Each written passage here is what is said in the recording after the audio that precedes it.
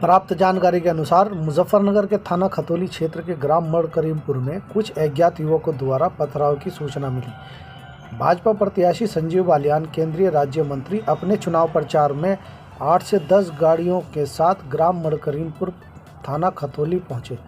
गाड़ियां खड़ी कर जनसभा कर रहे थे। इसी दौरान कुछ नवयुवकों द्वारा खड़ी गाड़ियों पर पत्थर फेंके गए, जिससे गाड़ियों के शीशे टूट गए। घटना की सूचना तत्काल पुलिस को दी गई। सूचना मिलते ही पुलिस प्रशासन आनन फानन गांव मड़ करीमपुर पहुंची और मामले का संज्ञान लिया। मौके पर पहुंच नगर पुलिस अधीक्षक क्षेत्रा अधिकारी खतौली, प्रभारी निरीक्षक खतौली में फोर्स मौजूद रहे। वहीं हमलावर अज्ञात व्यक्तियों के खिलाफ तहरीर दी गई।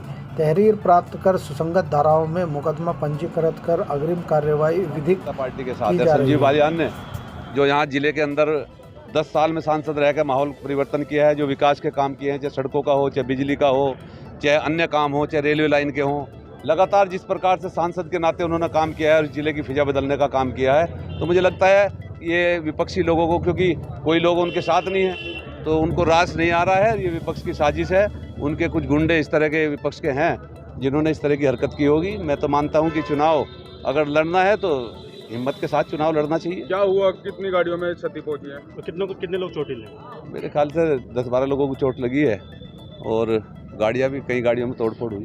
किसका नाम सामने है? नहीं, इसको आम रूप से 2-4 इस तरह के लोग होंगे जो विपक्ष की साजिश जिनकी होगी, जो उनसे कनेक्टेड लोग होंगे, तो ऐसे लोग होंगे। अभी कोई कार्रवाई किस तरह की? नहीं, हमें क्या कार्रवाई करनी है, हमें कोई कार्रवाई नहीं करनी। ये तो जनता देख रही है, इसका जवाब तो जनता देगी कि जिस प्रकार साजिश, मुझे लगता है कि हारा हुआ विपक्ष है, जो विपक्ष में उम्मीदवार हैं उनको लगता है उनकी अपनी हार देख के वे और इस प्रकार की, मैं समझता हूँ, ओछी हरकतों पर उतर आए हैं।